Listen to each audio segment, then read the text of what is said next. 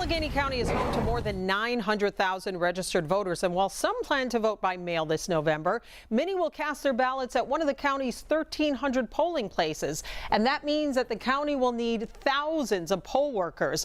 Channel 11's Aaron Martin explains how the coronavirus could complicate that. Soldiers and Sailors Memorial is one of the most recognizable spots in Pittsburgh, and it also happens to be the second largest polling location in all of Allegheny County. But with the coronavirus pandemic, there's a lot of concern about what voting will look like in November, not just with people showing up to the polls, but whether there will even be enough people here to work them. I think one of the most important things we do, and one of the only voices we have as citizens, is the voting. Blythe Runsdorf believes in the significance of voting, which is part of the reason she's now been an elections judge for more than 2 decades. But with the coronavirus pandemic, expanded mail-in balloting, and new voting machines, she knows November 3rd will be unlike any election she's ever experienced. I think there's going to be fewer voters at any polling place, any way we do it, because of the ability to do it by mail. While no excuse absentee voting is expected to give more people a chance to vote, it's not easing the burden of finding people to work the polls. During the June primary, polls were consolidated statewide due to the coronavirus pandemic, with Allegheny County only operating 161 polling sites, or about 12% of a normal election. Come November, the county will be legally obligated to open more than 1,300 polling places, which will require 6,500 workers to keep them operational.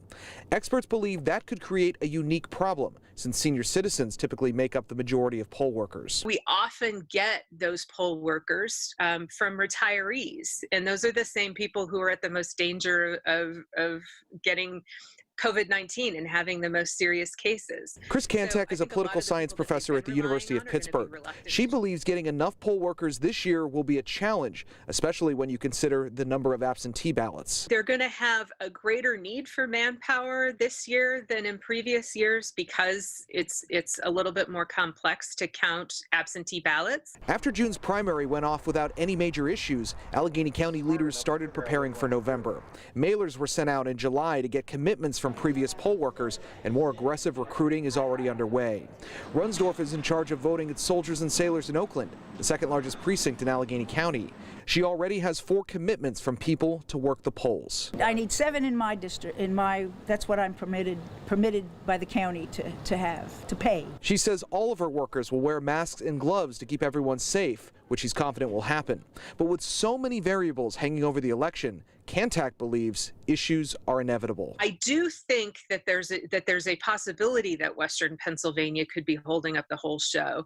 But frankly, I'd be surprised if there isn't someone holding up everything. Kantek is hopeful that younger people who aren't in a high-risk category will be more willing to work the polls than they have in the past, something that very well could be essential to make sure that the election goes off as seamlessly as possible.